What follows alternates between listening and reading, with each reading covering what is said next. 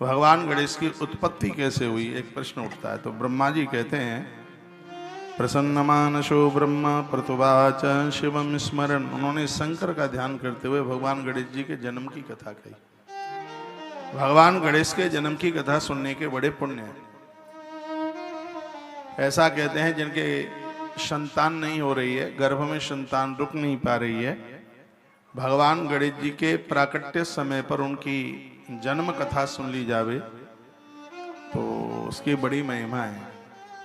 शिव महापुराण में, गणेश पुराण में और भी कई ग्रंथों में भगवान गजानंद की कथाओं का वर्णन किया गया है, भगवान गणेश की कथाओं का वर्णन किया गया है। जितने ये पुराण हैं उन सब का हस्तलिखित भगवान गणेश जी ने यह कार्य संपादित किया।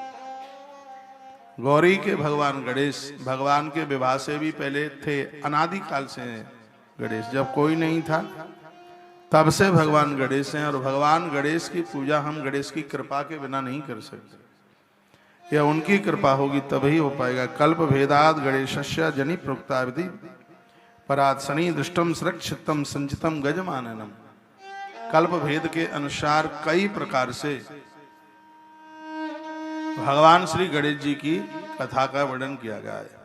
एक कथा तो ऐसे आती है कि भगवान शंकर के त्रिशूल से गणेश जी का मस्तक छेदन हुआ।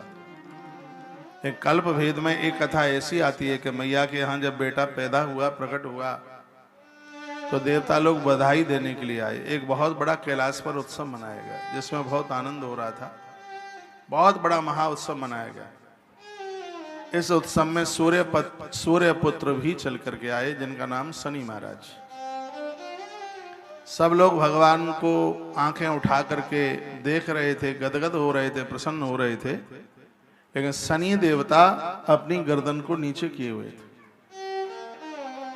तो मैया पार्वती ने कहा कि मेरे बच्चे के जन्म पर सब उत्साहित हैं, लेकिन तुम्हारा मुंह सूखा हुआ सा है, तुम गर्दन नीचे किए हो, एक बार मेरे पुत्र को दृष्टि डालिए, मेरे पुत्र के ऊपर कृपा कीजिए, मेरे पुत्र को देखिए। इतने पर भी शनि महाराज ने अपनी आंखें ऊपर नहीं की। ये यहाँ लिखा हुआ है शनि दृष्टम, शनि दृष्टि डालते नहीं है। मैया जी ने कहा देखो मेरे पुत्र को, तो महापुरुषों की दृष्टि से अमंगल समाप्त हो जाते हैं। तो शनि महाराज रो पड़े, उनकी आंखें ऊपर नहीं गई, आंख में आंसू आ गए। मैया पार्वती ने पूछा रोते क्यों? उन्होंने कहा मां क्या बताऊं, तुम्हारे घर तो साक्षात ईश्वर प्रकट हुआ है, मन तो बहुत कर रहा था कि आंखें धन्य हो जाएं, उन्हें देख ले, तो मैं उन्हें देख नहीं सकता। का कारण? का मेरी दृष्टि में इतनी क्रूरता आ गई है, यदि मैंने किसी को मन भर के देख लिया तो उसका अशुभ हो जाएगा, फिर हो सकता है उसका मस्तक ही न रहे। मेरी पत्नी ने मुझे अभिशाप दिया, मुझे श्राप दिया। मैया ने पूछा ऐसा क्यों? तो वो कहने लगे शनि महाराज एक बार मेरी पत्नी ने श्रृंगार किया, संध्या का समय था, भजन का समय होता है, और उस समय मैं गोलोक भवन में बैठने वाले भगवान माधव की पूजा में लगा हुआ था। शनि महाराज कृष्ण को बहुत मानते हैं, बहुत ही ज्यादा, इसलिए आज ब्रज में देखते हैं आप, कोकला वन में शनि देव प्रकट हैं आज भी वहां। भगवान श्री कृष्ण के प्रत्यक्ष दर्शन पाए, इसलिए कहते हैं जो कृष्ण के गोपाल सहस्रनाम का पाठ करेगा शनि की दशा उसको लगेगी नहीं, ऐसा वर्णन। अभी मैं 4 दिन गोपाल सहस्रनाम वृंदावन से सुनाने वाला हूँ, 25, 26, 27, 28 और 29, 5 दिन। तो मैं भगवान के स्मरण में बैठा हुआ था, इतने में मेरी पत्नी सज धज के आई और मुझे आकर के बोली देखो मैं कितनी सुंदर लग रही हूं, एक बार मेरी तरफ देखो तो सही। मैंने इतने पर भी नहीं देखा, तो उसने फिर कहा एक बार देखो मैं कितनी सुंदर लग रही हूं।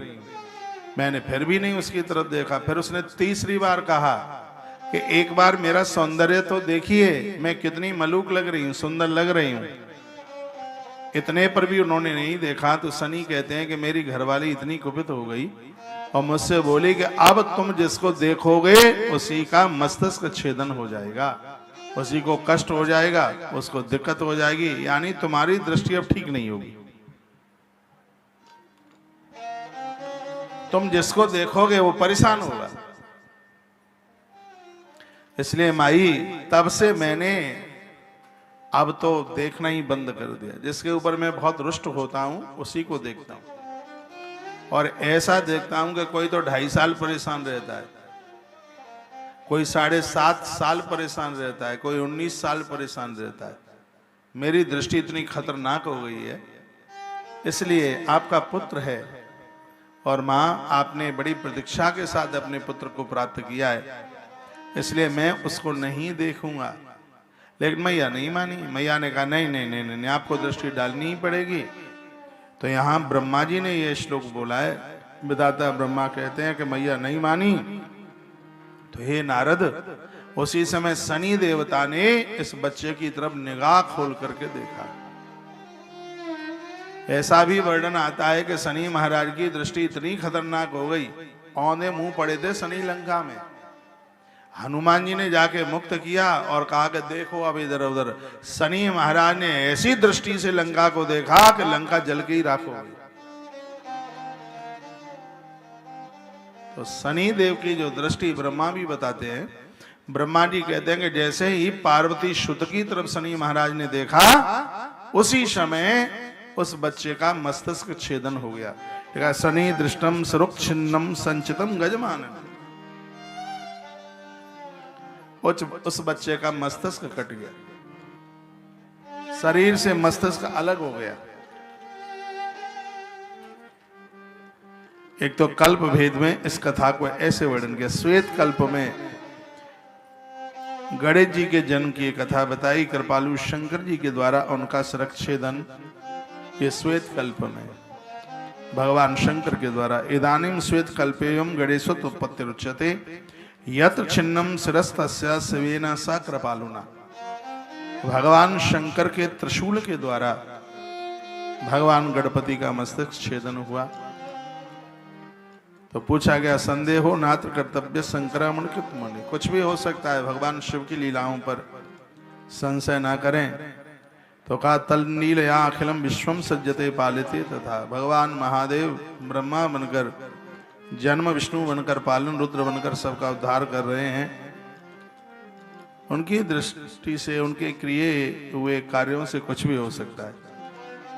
तो शिवजी के विवाह के उपरांत अब आइए भगवान गणेश के जन्म की बात कही जा रही है। कहा जा रहा है कि शिवजी के विवाह के उपरांत कैलाश पहुंचे भगवान महादेव। कुछ समय के बाद में वहां वीर गणेश का प्राकट्य हुआ, गणेश जी का जन्म हुआ। कुछ ही समय निकला था। कियता चैव कालेन जातो गणपतिर्भव। मैया जी ने कई अनुष्ठान किए थे, बहुत कथाएं सुनी थी। हमारे ग्रंथ में लिखा हुआ है कि विवाह के तत्पश्चात पति और पत्नी 10 महीने के संयम के साथ संतान को जन्म देते हैं, तो वो संतान, वो औलाद बड़ी विलक्षण होती है, बड़ी दिव्य होती है। तो कहा गया, कियता चैव कालेन जातो गणपति। देखो, ये माताओं के हाथ में है, अद्भुत संतान जन्म देना उनके हाथ में। राजी भाई दीक्षित कहा करते थे, वो आदमी आज दुनिया में नहीं है, लेकिन उनकी स्पीच बड़ी वंदनीय रही। वो कहते थे कि माता चाहे वैसा बेटा पैदा कर सकती है, वो चाहे तो डॉक्टर, कलेक्टर, थानेदार, उद्योगपति, महात्मा। वो कहते थे नारी चाहे तो परमात्मा को अपने उदर से जन्म दे सकती है, शक्ति है, ताकत उसके पास। और याद रखना, माँ वही माँ है जिसकी संतान भगवान की परम भक्त है। माताएं कहती हैं ये इतना शराब पीता है, उल्टा पटांग काम करता। हम कहते हैं शराबी पैदा क्यों किया? वो कहती है क्या ये भी हमारे बस में था? मैंने कहा आपके बस में था। एक माँ है जो अपनी औलाद को 10 महीने 9 महीने पहले से जानती है। गर्भ में संतान आवे उस दिन से लेकर के जब तक बच्चे के जन्म के बाद के भी संस्कार नहीं हो जाते, इसका पूरा असर मां का संतान के ऊपर पड़ता है। एक बार के लिए उतना असर पिता का नहीं जितना असर मां का है। रावण विद्वान है, पिता के गुण चल के आए, लेकिन चरित्र मां से आता है। रावण के पास चरित्र नहीं है क्योंकि मां ठीक नहीं थी, निशाचर कुल से थी। इधर प्रहलाद को देखिए, प्रहलाद बहुत बड़े भक्त हैं क्योंकि माँ कयादू बहुत अच्छी है इसलिए। तो संतान के ऊपर बहुत ज्यादा असर तो माँ का ही होता है। और माँ धरा है, धरती है। पूरे देश में जा जा करके देखना, जहां की जैसी माटी है वहां के पानी का वैसा ही स्वाद है। ये देश में जितने भी विशेष लोग हुए उनकी माँ को देखा गया, माँ विशेष थी उनकी। माँ का असर पूरा होता है। जैसे केसर हर जगह नहीं होता, केसर के लिए कश्मीर चाहिए, अच्छी औलाद के लिए भी अच्छी सी माँ चाहिए। माँ का बहुत बढ़िया होना बहुत ज्यादा जरूरी होता है। अच्छी संतान के लिए अच्छी माँ का होना जरूरी है। माता सुमित्रा ने रामायण में बहुत अच्छी बात कही। वो कहती है, पुत्रवती जुवती जग सोई, पुत्रवती जुवती जग सोई, रघुपति भगत जासो सुत हो। पुत्रवती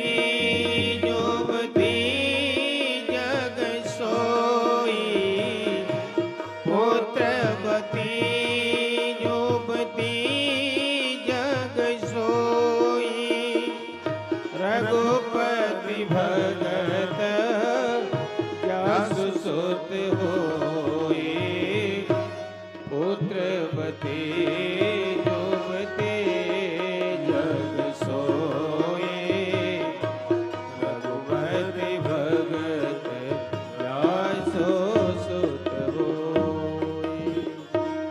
वही माता पुत्रवान हैं जिनका बेटा भगवान का भक्त है। आपके बच्चे बाहर गए पढ़ने के लिए, खूब तरक्की करें, उत्कर्ष करें। और आज की कथा में फिर मैं निवेदन करूंगा कि उनको गलत आहार से बचाएं। शंकराचार्य भगवान यह कहते थे, आप किताब भी पढ़ रहे हो तो आप शब्दों का आहार कर रहे हो। आप कुछ सुन रहे हो तो आप आहार ही कर रहे हो। जैसा आप सुनेंगे वैसे ही आप हो जाएंगे। जैसा आप पढ़ेंगे वैसे ही आप हो जाएंगे। जैसा आप खाएंगे पिएंगे वैसे ही आप हो जाएंगे। और जैसे लोगों का आप संग करेंगे वैसे ही हम और आप हो जाएंगे। तो ग्रंथ पढ़ना, कथाएं सुनना, ये भी आहार है। ये आहार। तो अपने बच्चों को ये संदेश दीजिए। जब बच्चे जाते हैं बेचारे हाथ हिलाते हुए, बच्चों के बैग में क्या होता है? कपड़े होंगे दुनिया भर के, कई तरह के मोबाइल होंगे, लैपटॉप होगा, उसमें अंडरवियर एक यहाँ तक का, एक यहाँ तक का, एक कटा हुआ, कुछ फटे कपड़े। फटे ही है वो जीन्स, आजकल बड़ी फैशन में, इतना कपड़ा लादे घूमते, यही होगा। आप उनको खाने के लिए कुछ 8 दिन रह के गया, बढ़िया सा लड्डू तुम नहीं बना पाए, बढ़िया सी बर्फी तुम नहीं बना पाए, अच्छा सा अचार तुमने नहीं दिया उसे। क्या दिया? खाने पीने के नाम पर क्या दिया? बाजार से लाके बिस्किट, वो तो वहीं पूना में भी खरीद लेता जाके। आपने क्या दिया घर से बना करके उसको? इस बात का बहुत बड़ा अकाल पड़ा है। इसलिए बच्चे इतनी मेहनत करने के बाद भी बड़े परेशान हैं क्योंकि उनको आहार ठीक नहीं मिला है। आपको फुर्सत ही नहीं है। काम 2 पैसे का नहीं है, व्यस्तता इतनी है। आप कहोगे हमारे घर आ जाएं तो फिर हम बता देते हैं। तुम्हारे पास सिर्फ मशीन वॉशिंग का काम रह गया है ज्यादा, बस पूरे दिन कपड़े धोते रहो। कल ही मैंने बोला अच्छे से पापड़ बनाओ, है कभी हम भी आएंगे तो पापड़ तो खा ही लेंगे, बिना अन्न का होगा तो। हाँ, वो आता है ना, आलू का पापड़ बन जाता है, और भी कई चीजों का बन जाता है पापड़। समा के चावल को भी पीस के पापड़ बन जाता है उसका। अच्छी सी चीजें बनाइए। इंतजार कीजिए, आपका बेटा आ रहा है, कुछ अपने हाथ का बना के खिलाइए। भीम नीचे चले गए थे वहां, उसमें उसको जहर दे दिया तो नीचे नागलोक में चले गए। तो इधर भंडारा हो रहा था उनकी तेरही, कि राजकुमार मर गया। 10,000 ब्राह्मण बुलाए जीवने को। तो कई दिनों के भूखे भीम आए तो सकल आदमी ज्यादा खाता हो, फिर भूखा रख दिया जाए तो चेहरा समझ में नहीं आता। भीम ने पूछा उन ब्राह्मणों को, कहाँ जा रहे हो? अरे क्या बताएं, पांडुपुत्र भीम की मृत्यु हो गई है, नदी में बेचारा डूब गया है, आज उसका त्रयोदश है, तेरे भी हैं सो खाने को जा रहे हैं। भीम ने सोचा हम जिंदे ही जिंदे इन्होंने मार डाले। भीम ने एक कपड़ा बांधा सिर पर, पहचान में ना आवे। 10,000 ब्राह्मणों में वो भी बैठ गए जीवने के लिए। 10 बजे पंगत शुरू हुई, रात के 10 बज गए। बाबा जियों की पंगत का एक नियम है, बीच में से कोई खड़ा हुआ तो चिमटा बजेगा। और भीम लडुआ ही लडुआ सटकावे, खूब खाए। तेरे दिन का भूखा आदमी हो, खाए जोर से। रसोई में जितना था सब खत्म, लड्डू खत्म। श्री विदुर जी माता कुंती के पास पहुंचे। कुंती माता को ऐसे कहते थे कि इसका हाथ लग जाए तो रसोई कम नहीं होती थी। ये विषय पंच कन्याओं में नाम आता है। सातक माताएं, धर्माचरण करने वाली माता, इनके हाथ से बड़ी बरकत होती है, कमी थोड़ी आती है। तो कुंती माता को कहा कि एक ऐसा ब्राह्मण आए लड्डू ही लडुआ खाता है और तो कुछ खाता ही नहीं, सब कुछ खत्म हो गया, उसका पेट भरा नहीं है, ब्राह्मण सिगरे बैठे हैं, वो खड़ा होता नहीं है। मैया को लगा कि लड्डू तो मेरे भीम को अच्छे लगते थे,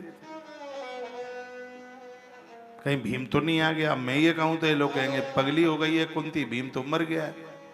लेकिन मुझे वेदव्यास ने कहा था कि तेरे बेटों की अकाल मौत नहीं होगी, तो मेरा भीम कैसे मर सकता है? भगवान व्यास ने मुझे बोला है तो कैसे मर सकता है? मां कुंती समझ गई, हो न हो ये मेरा ही बालक है भीम। उसी समय मैया ने मगध का लडुआ बनाया अपनी रसोई से, एक इतना बड़ा लड्डू बनाया। कहा विदुर, वो जो खा रहा है ना लड्डू, उसकी पत्तल पर रख देना, इस लड्डू को खाते ही उसकी तृप्ति हो जाएगी, ये मेरा वाक्य। विदुर जी लड्डू लेकर के गए और वो भीम की पत्तल पर रखा हो। भीम ने जैसे खाया, पेट पर हाथ घुमाया, कहा चाहे जितना खा लो, जब तक मां के हाथ का नहीं मिलता तब तक तृप्ति होती ही नहीं है। ये भीम के शब्द थे। बच्चे होटलों पर चाहे जहां जितना खा लें, सच तो यही है कि जो स्वाद मां के हाथ के भोजन में है, रूठ मत जाना, वो स्वाद तो घरवाली के हाथ में भी नहीं है। वो आपको तो बुरा इसलिए नहीं मानना है क्योंकि आप भी तो किसी की मां हो ना, तो आपके बच्चों के लिए आपके हाथ का भोजन, मां के हाथ में ऐसा जादू है जिसको खाए बिना तो तृप्ति मिलती ही नहीं है। बच्चे आते हैं, कोई साल बाद आता है, कोई 6 महीने बाद आता है, और सब कुछ घर में व्यवस्था होते हुए भी आप कहते हैं कि बच्चों को घर का अच्छा नहीं लगता। इसलिए अच्छा नहीं लगता है क्योंकि तुमने कभी उन्हें अपने हाथ का खिलाने की आदत ही नहीं डाली थी। हॉस्टलों में रहता है, बाहर रहता है, बेटा बेटी कोई भी है, आपके हाथ में ऐसी जादूगरी तो होनी ही चाहिए। आप गणेश की जैसी गृहिणी है, रिद्धि और सिद्धि, हुनर आपके पास में, तो उनके लिए ऐसा कुछ कीजिए, उनके लिए ऐसा कुछ बनाइए। पुत्रवती जुवती जगत सोई, जगत में वही नारी पुत्रवान है जिसने अपने बच्चों को अद्भुत बना दिया। ये बाबा जी लोग आसमान से नहीं टपकते, उन्हें भी जन्म देने वाली कोई आप जैसी मां ही होती है। एक बात मैं इस गणेश महात्म्य में आपको बताऊंगा। चित्रकूट में 2 महात्मा बैठे थे, एक का नाम था तुलसी, दूसरे का नाम था रहीम। दोनों मित्र थे और चित्रकूट में रहते। तुलसी बाबा ने कहा रहीमदास जी से, ये बताइए कि नारी बच्चे को जन्म देती है, 10 लाख बिच्छू डंक मारते हैं, उसे इतना कष्ट होता है, फिर वो क्यों औलाद को जन्म देती है? ना दे। इतना कष्ट पाने के बाद भी बच्चे जुआरी शराबी बन जाते हैं, तो वो क्यों इतनी आफत क्यों उठाती है? वो ना दे बच्चों को जन्म। तो रहीमदास ने क्या कहा? रहीमदास कहते हैं तुलसी, बच्चे को जन्म देते समय कितना भी कष्ट हो तो भी नारी बच्चे को जन्म देने को तैयार हो जाती है। क्यों? इसलिए वो सोचती है मेरी कोख से तुलसी जैसा बेटा हो गया तो मेरी कोख धन धन कृत हो गया। आप जैसी संतान के लिए नारी बच्चे को जन्म देती है। ये चौपाई एक बार फिर बुलवाऊंगा। पुत्रवती जुवती जग सोई पुत्रवती जुगते जग सोई रघुपति भगत जासो सुत हो पुत्रवती जुगती जग सोई पुत्रवती जुगती जग सोई रघुपति भगत जासु सुत होए पुत्रवती जुगती जग सोई रघुपति भगत जासु सुत होए। माँ वही माँ कहलाने की अधिकारी है जिसका बेटा भगवान का परम भक्त हो। ऐसे संस्कार डालिए बच्चे सामाजिक बने, पारमार्थिक बने, लोगों की मददगार करने वाले, मदद करने वाले, उन्हें ऐसे संस्कार डालिया जाए, ऐसे संस्कार डालिए जाए। उन्हें बताया जाए बेटा दुनिया की हर माँ तेरी अपनी माँ है। माँ का आदर करना, उसको मान करना, उन्हें ये संस्कार दिए जाए। और मैं कहूंगा जो बच्चे चरित्र से बिखर गए हैं इसमें माँ की बदनामी है। बच्चे चरित्रहीन हैं ये माँ का दोष है, बच्चे डकैत हैं, चोर हैं, ये पिता का दोष है। और चोरी की भावना माथे में, नाभि से ऊपर का शरीर है ये पिता का है, नाभि से नीचे का शरीर है वो माँ का है। इसलिए हमेशा मस्तिष्क पिता से मिलता है और जो चरण हैं वो माँ से मिलते हैं। जिस समय कर्ण की मृत्यु हुई तो माता कुंती बहुत रो रही थी। युधिष्ठिर ने पूछा माँ हमने दुश्मन मारा है, तू क्यों रो रही है? कुंती ने कहा बेटा ये तुम्हारा ज्येष्ठ भाई था, ये दुश्मन नहीं था। तब युधिष्ठिर ने रो रो करके कहा माँ जब भी मेरे कर्ण के पांवों पर निगाहें जाती थी तो इसके पांव मुझे तुझसे मिलते हुए दिखाई देते थे, लेकिन मैं कभी बोल नहीं पाया।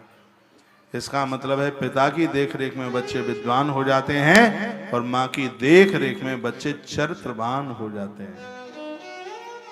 और विद्वान से भी चरित्रवान होना ज्यादा विशेष है। तो माँ का ध्यान होगा तो बच्चों के पास चरित्र होगा। छोटे छोटे बच्चों को आप कुछ भी बना सकते। मैं तो एवा भाई लोगों को कहता हूं यदि तुम बिगड़ गए, भटक गए तो इसमें बदनामी माँ की हो जाएगी। चरित्र को संभाल करके रखना। बिना चरित्र वाला तो पूजा भी करता है तो देव स्वीकार नहीं करते। जीवन में संपदा बहुत है लेकिन चरित्र के समान कोई संपत्ति आज तक बनी नहीं है। प्रभु राम, भगवान श्री कृष्ण, ये जितने देव हैं, भगवान गणपति इसलिए सबसे पहले पूजे जाते हैं। इनके पास बड़ी विशेषता है। माता पिता के तो परम भक्त हैं। आज दोपहर के बाद की भी कथा बड़ी अद्भुत है कि गणेश पहले क्यों पूजे जाते हैं आप सुनेंगे।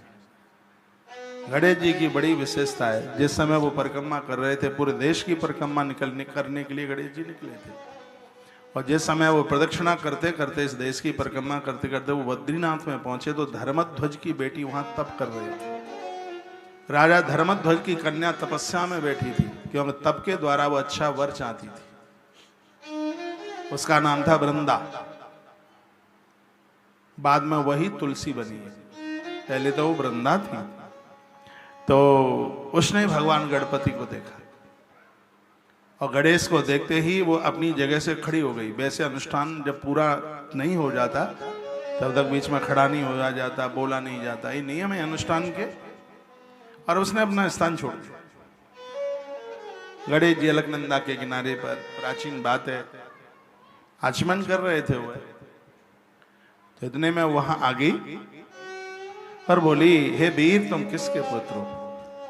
तुम्हें देख करके भजन में मन नहीं लगता। जिसको देख कर भजन में मन ना लगे तो ये तो त्रुटि है ना, स्वयं की गलती है। इसका मतलब है कि तुम्हारा भजन मजबूत नहीं है। वो कहती है कि तुम मुझे पसंद हो और मैं वर के लिए भजन में बैठी थी। मुझे लगता है कि मुझे मेरे भजन का पुण्य मिल गया है और आप मेरा हाथ संभाल लो। मेरे पति बन जाओ। तो गणेश जी ने कितनी सुंदर बात कही थी। भगवान गणेश कहते हैं कि हम महादेव के पुत्र हैं, पार्वती माँ है हमारी, और यह अधिकार, विवाह वाला अधिकार हमारे माता पिता के हाथ में है। यह अधिकार हम अपने पास में नहीं लेते। और मैं तीर्थ यात्रा के लिए निकला हूं, ना कि मैं पत्नी खोजने के लिए निकला हूं। इसलिए खबरदार यदि तुमने हमसे ऐसी बात करी तो। गणेश जी ने वृंदा को डांट लगाई और वृंदा ने उसमें अपना अपमान समझा कि ये मेरा अपमान हुआ है। लोग समझ ही नहीं पाते, अपमान को वो सम्मान समझ लेते हैं और सम्मान को वो अपमान समझ लेते हैं। जहां तक वो गणेश पुराण में बहुत विस्तार का टॉपिक है, गणेश जी ने समझाया था वही बच्चे अच्छे हैं जैसे माता पिता का कद ऊंचा हो, गर्दन ऊंची हो। बच्चों को कभी भी विवाह का चुनाव अपने हिसाब से नहीं करना चाहिए। पूरा चैप्टर भरा है वो गणेश जी ने सुनाया। और तुम कैसी हो, माता पिता ने क्या समझा होगा, तुम्हें जन्म दिया है, धिक्कार तुम्हारे लिए, ऐसी तुम्हारी भावना है। वो इसको इतना बुरा लग गया। तपस्विनी तो थी ही, तप में तो बैठी थी, तप करते हुए तो वाणी सिद्ध हो जाती है। तो उसने शीघ्र ही श्राप दे दिया और कहा, हे ब्रह्मचारी, तुमने ये कहा है कि मैं आजीवन कुंवारा रहूंगा, भजन करूंगा, तप करूंगा। तो धर्मध्वज की बेटी कहती है तुम बिना विवाह के नहीं रह पाओगे, और एक नहीं तुम्हारे 2 विवाह होंगे, ये मैं तुम्हें श्राप देती हूं। ये वृंदा ने, इसलिए तो गणेश जी के 2 हुए। विश्वकर्मा जी ने अपनी 2 बेटी दे दी थी उन्हें, सिद्धि बुद्धि कथा थी उसमें। कहीं सिद्धि को रिद्धि भी, बुद्धि को रिद्धि भी कहते हैं। तो भगवान गणेश ने कहा कि चल तूने अपने मन की कर ली, हम लोग तो विवाह करने के बाद भी संयमित रहेंगे, देव पुत्र हैं, याद रखिएगा तू। लेकिन तूने जो काम किया है ये तेरी मानवता को छीन कर गया। तो देव प्राप्त करने के लिए, देव तुझे दुल्हा वर के रूप में मिले, तो ये शंकर का पुत्र तुझे भी श्राप देता है, तुझे पति के रूप में राक्षस मिलेगा, निशाचर मिलेगा, मेरा श्राप है। इसलिए वृंदा को शंखचूड़ मिला। राक्षस था, दैत्य था वो। बहुत रोने लगी, बहुत ही ज्यादा उसने उद्यम किया, यहां तक कि चरण पकड़ लिए। गणेश जी को दया आई और कहा कि इस शरीर को छोड़कर तू तुलसी का वृक्ष बनेगी। भगवान गजानंद ने कहा तुलसी के वृक्ष के रूप में तेरा जन्म होगा।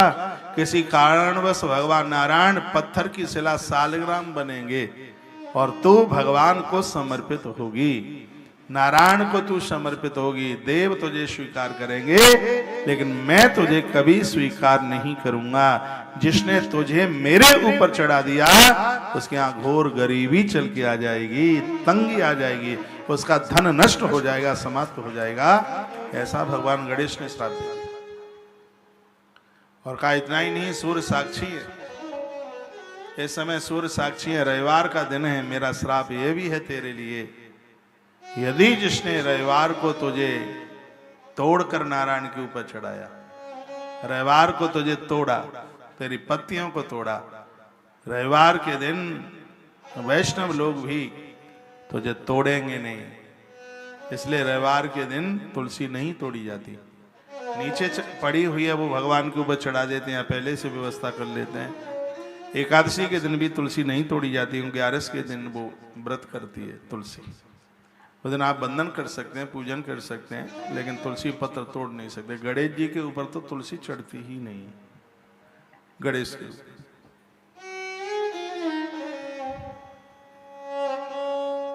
तो ऐसे भगवान गणपति गजानंद जो धरती पर ईश्वर बनकर के प्रकट हुए, और उनके ही जन्म की कथा आप सुन रहे हैं। सुनिए, 12:30 से ज्यादा बज गया है। आप ऐसा मन बना के तो नहीं आएंगे अब हम 4 बजे नहीं आएंगे है?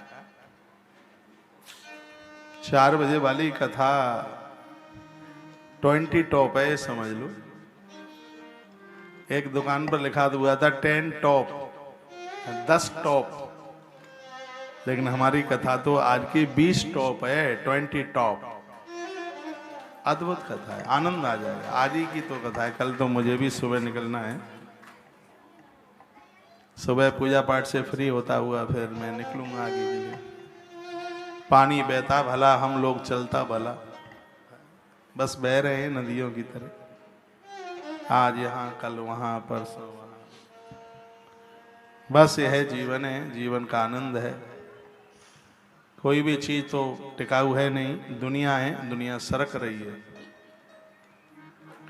2 दिन कुछ बोलने का सौभाग्य, प्रोग्राम तो ऐसा रखा गया था शुरू में कि मैं और मेरे साथ में एक आध जन, बस ऐसे ही आप लोगों से मुलाकात हो जाएगी, कुछ बातें आपसे कर लेंगे।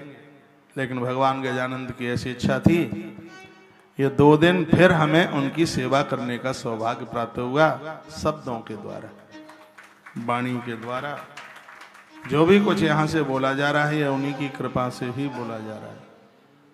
पत्ता तक हिलता नहीं, उनकी कृपा के बिना तो पत्ता नहीं हिल सकता, हम लोग कैसे हिल जाएंगे। बस आग्रह पूर्वक मैं निवेदन करूंगा, आपके मंदिर में बहुत देवता हैं, 5 देवों को जरूर पूजिए, जिनमें 1 नंबर पर गणेश जी हैं, दूसरे नंबर पर माँ भगवती है जगदम्बा, भगवान विष्णु हैं, भगवान महादेव हैं, और